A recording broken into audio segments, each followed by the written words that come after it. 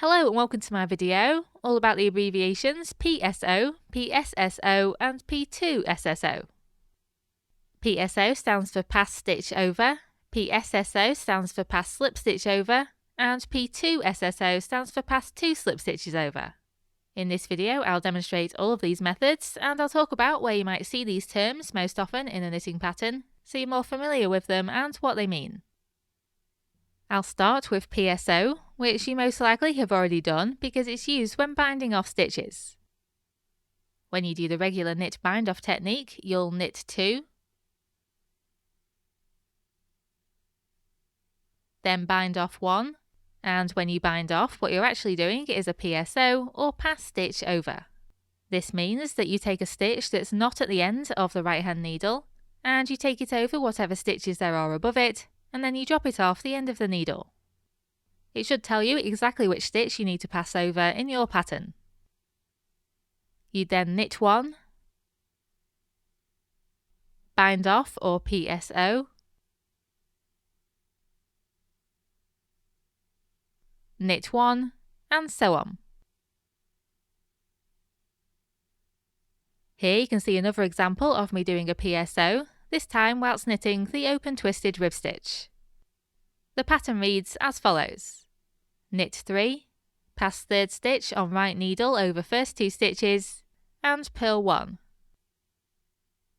So it tells you exactly which stitch to pick up in this instance, but it could instead say PSO and put the instructions in the pattern key. Now I'm going to show you a few examples where you are most likely to see the term PSSO. You'll often see PSSO used in combination with other stitches to create a decrease in your work. For example, if you see slip 1, knit 1 PSSO, then that's quite a popular decrease method.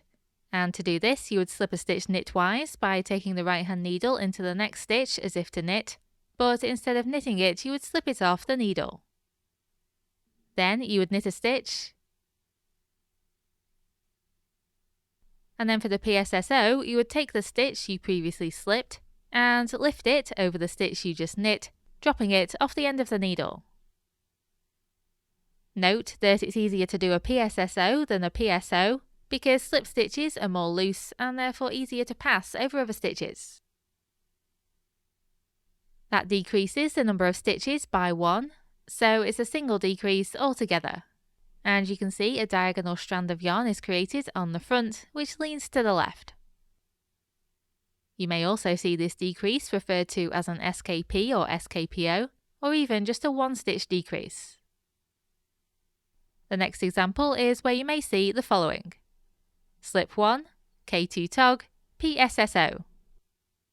For this, you would slip a stitch knitwise, unless your pattern tells you differently.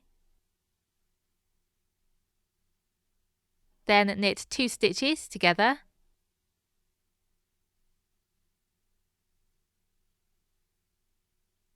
and then for the PSSO you'd lift the stitch you just slipped over the K2 tog and drop it off the end of the needle. This decreases the number of stitches by 2, so it's a double decrease, and you may otherwise see it referred to as an SK2P or SK2PO, or even just a 2-stitch decrease. Again, it's a visible left-leaning decrease. So in summary, whenever you see PSSO, just go to your last slip stitch, lift that over the stitches above it, and drop it off the needle.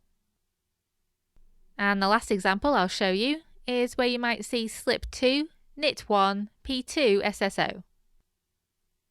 For this, you'd slip 2 stitches together knitwise, so take your right hand needle up into 2 stitches and slip those off the needle.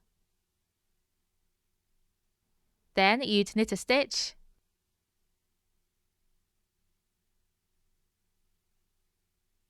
and then you need to lift the 2 slip stitches over the knit stitch and drop them off the end of the needle.